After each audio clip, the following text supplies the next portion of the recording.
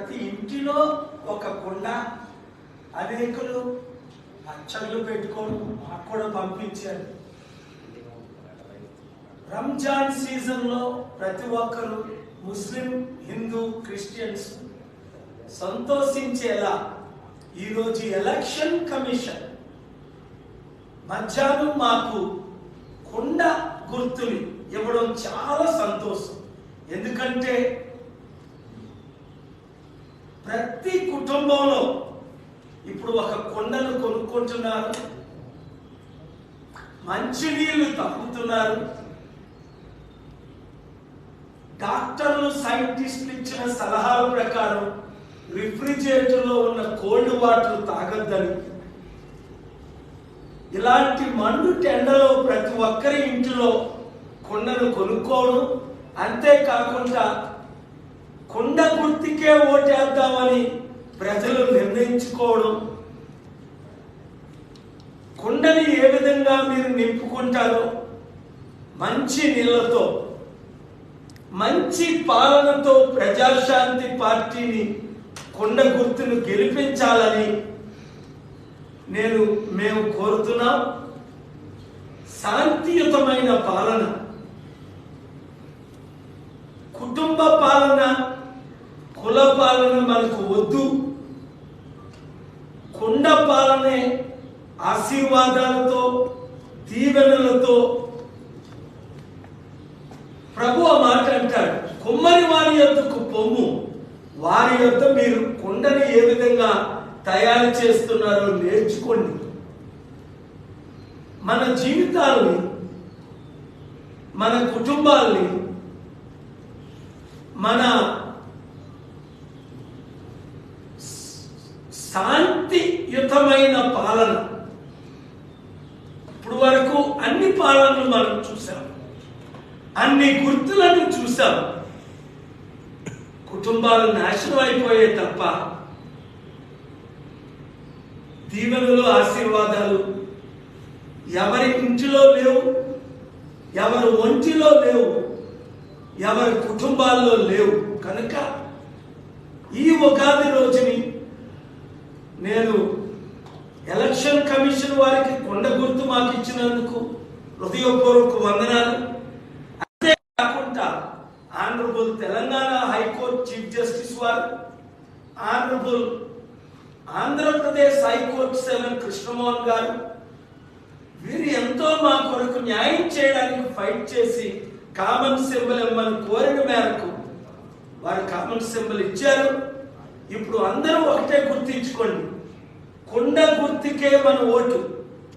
ప్రతి ఒక్కరు అన్ని గుర్తుల్ని మర్చిపోండి. పగిలిపోయే గ్లాసు మనకొద్దు, తుప్పడిపోయే సైకిల్ అసలే వద్దు, ఫ్యాన్లో ఊడిపోయిన జీవితాలు, అప్పుల పాలైన జీవితాలు అసలు వద్దు.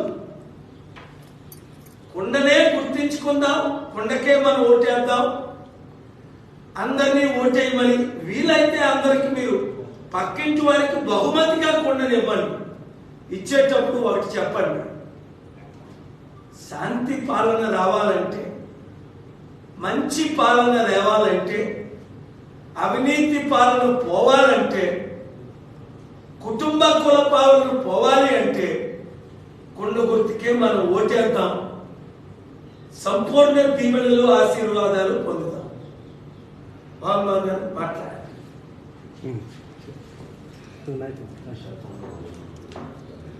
హెలికాప్టర్ ఇంకా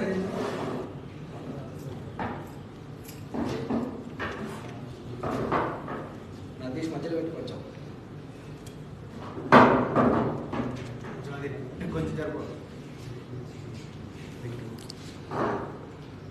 గౌరవనీయులు అందరికీ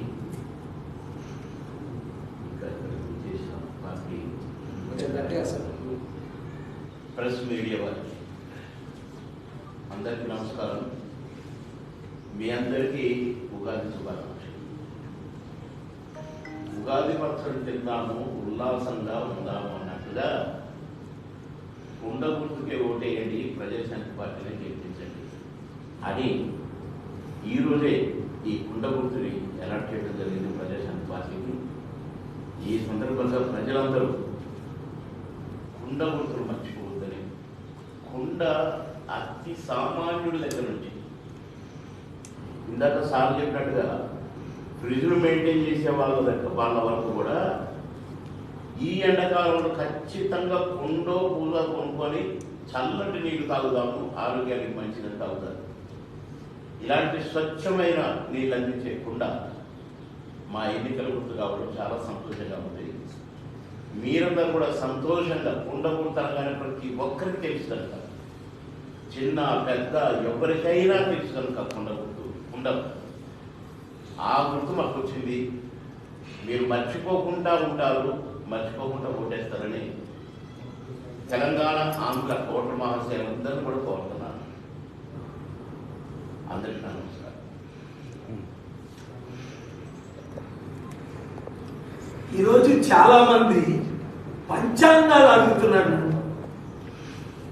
ఎవరు పంచాంగం వాళ్ళు చెప్పుకుంటున్నారు. ఇప్పుడే తమ్ముడు రేవంత్ రెడ్డి మరి ఎంత ఇచ్చాడో కానీ ఆ మిత్రులకు పంతులకు 10 సంవత్సరాలు నువ్వు ముఖ్యమంత్రిగా ఉంటావని ఆయన పంచాంగం ఆయన చెప్పుకుంటున్నాడు.